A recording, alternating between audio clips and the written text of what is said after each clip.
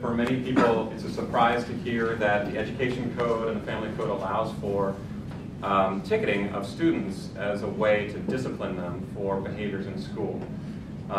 If that doesn't sound on its face like a surprise, you'll hear more, I think, that will bring that to you. But in essence, what can happen is a child, for a set of behaviors which is pretty broadly defined and sort of up to the discretion of the teacher or the school police officer, can talk back to a teacher, can curse, can maybe get in a scuffle, and find themselves subject to a Class C misdemeanor ticket, which is a fine-only misdemeanor. So it sounds like maybe not a big deal on its face, and you hear a lot of that. But the consequences really are that the child, as a result of that, has to go to court. They pay a fine of upwards of $500. They've got to be accompanied by a parent, and they're subject to what has traditionally been looked at as one of the most serious consequences for a child, at least in the juvenile justice system, and that is a criminal record. Which clearly stands in the way of what we hope schools are working to achieve, which is things like employment or going out to school. You know, if you remember in the 90s, we heard a lot about the juvenile super predator and this new breed of children who were going to be committing the most serious of offenses, and there was fear that they would bog down the juvenile courts and that we would see just difficulty in handling them across the board. And so maybe that had an effect on what we're seeing today, and maybe it didn't. But what we do know from the 90s is we saw some pretty serious shifts in terms of how school discipline was viewed.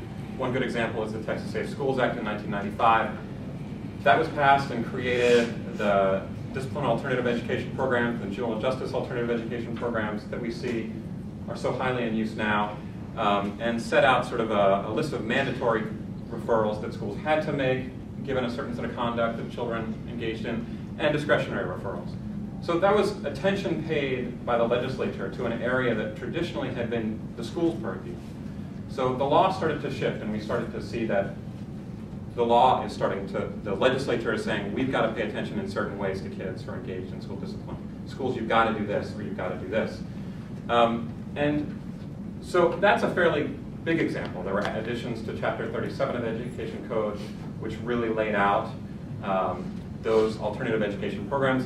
What people may not be aware of, and what led up to, I think, what we see today in terms of the prevalence of Class C ticketing are these changes in jurisdiction. Generally speaking, most of you likely know, if a child commits a crime, they're referred to the juvenile justice system. Historically, that's generally how they've been treated. And Texas has a pretty strong history of having implemented a strong juvenile justice system. Well, in the late 80s and early 90s, Class C ticketing, Class Cs, the fine-only misdemeanors, were kind of carved out as an exception to that rule. And jurisdiction for those crimes was given over to municipal courts and justice of the peace courts. And again, that may not sound like a big deal, but those are traditionally adult court, right? That's where adult cases get heard. That's where adults go. That's where you would go if you got a traffic ticket or engaged in some other violation. And if you know anything about the progression of the juvenile justice system and the case law that leads up to it, it's a profound statement about how we view children as needing to be treated when they commit a crime. It's a symptom of a problem, and we view that as needing some attention, right? So children in the case law are viewed as different than adults. They don't have the mental capacity to understand the consequences of their actions. They are subject to peer pressure in ways that adults aren't. And so we treat them differently. We say, if you commit a crime and you're a child, then we need to pay attention to you in a different way and provide services to you in a different way. These Class C tickets, really just, we said, okay, for these kinds of offenses, we're not going to do that. We're going to send these kids to adult courts that don't have that history, that don't have that understanding of how do we view children when they commit crime. So we saw the jurisdiction change. And over 2 decades later, what do we see? So we see the prevalence of the use of Class C tickets rise to a level that is disturbing. And these tickets are for the most minor kinds of offenses.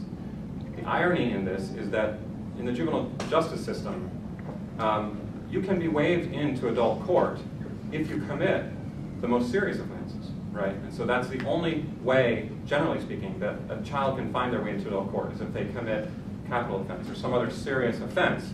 And the court holds a hearing, and the court looks at the child and examines factors and says, okay, yeah, for this child, they really need to be heard in adult court. But maybe for this child, maybe they don't. Class Cs, you don't have that. They're just directly referred to adult court for the most minor offenses. So it's a strange setup, right? And with the progression of Class C tickets that we've seen, schools are relying on them. It's one of their major tools that they use to discipline kids. So, as I said, a child acts out in class, the teacher maybe contacts a school police officer, or a school police officer is there, and the child is ticketed and sent to court. Within school discipline, generally speaking, there are two ways that, at least in federal law and state law, looks at discipline. One is that there's mandated discipline. So if you bring a knife of a certain length to school, there's discipline that's mandated. And then there's discipline that's discretionary, right? That's that the school can choose through policy or otherwise to discipline in certain ways. The vast majority of school discipline that we've seen in recent years involves minor, nonviolent offenses and discretionary discipline. So we're not talking about kids who bring knives to school and get in serious fights or bring drugs to school. We're talking about kids who are misbehaving in class, the kinds of behavior that likely you might have seen being sent to the principal's office as opposed to getting sent to court. So only 3% of disciplinary actions in Texas public schools are mandated by state law. The rest are discretionary. So that's what I was saying, 97% of referrals that we're talking about are discretionary. An estimated this is a conservative estimate as well, 275,000 Class C violations are issued each year. When you compare that to numbers of juvenile cases that are heard and pending in 1 year in the juvenile courts, it's roughly about 40,000.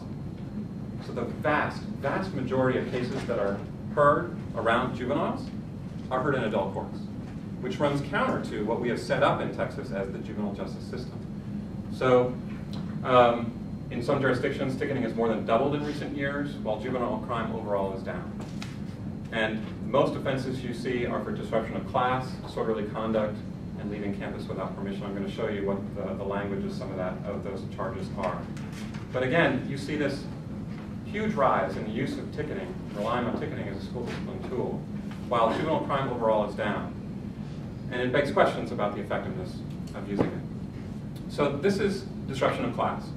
And it doesn't take being an attorney to read through some of it and understand that this likely originally wasn't intended to be used as a school discipline tool.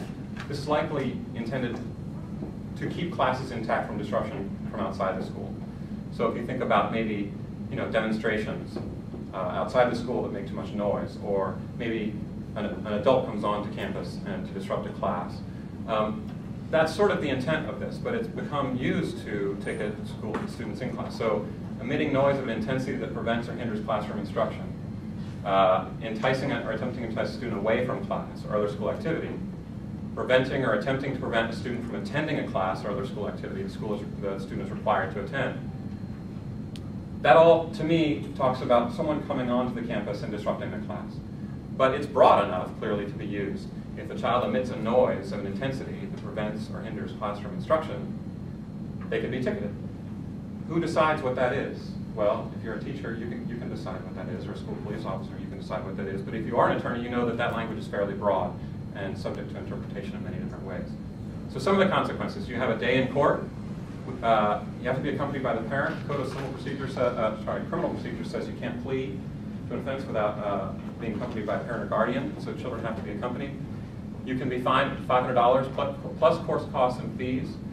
Again, there's an imposition of a criminal record, which is, generally speaking, one of the most severe penalties that we see coming out of the juvenile justice process.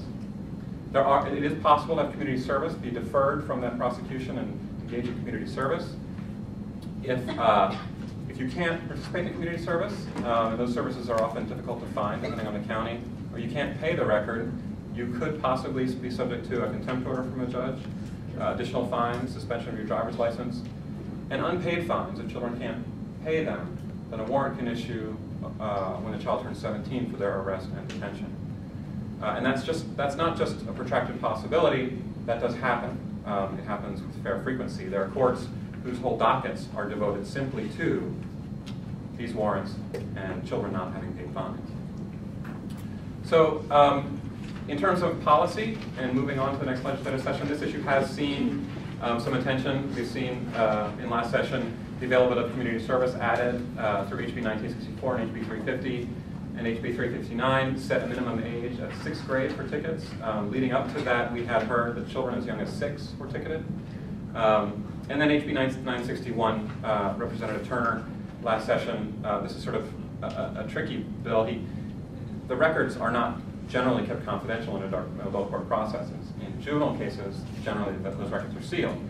Representative Turner attempted to fix that issue by saying that upon satisfaction of a judgment or conviction, then the record is made confidential. The problem with that is pending the satisfaction of the judgment or pending the conviction, throughout the process that a case is heard, sometimes those cases are made public. And so children are subject to sort of public view of their criminal records, waiting for their case to be disposed of, which in essence sort of defeats the rule itself.